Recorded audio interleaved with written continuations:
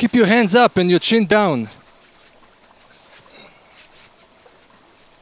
Keep your elbows close to your body.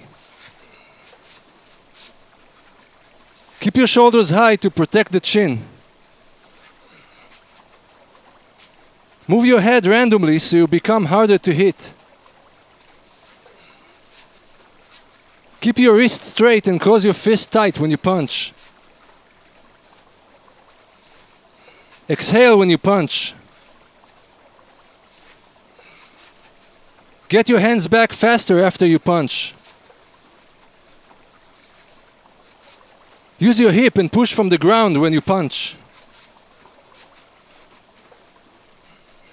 Don't let his hands touch you, ever.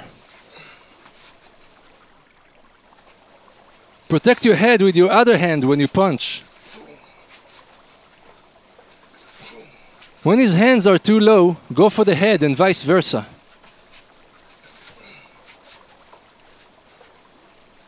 Don't just stand in front of him, be a moving target. Hit his body more. Don't underestimate the body strikes. Throw some feints in there. Make him pay every time he hits you. Be hard to hit.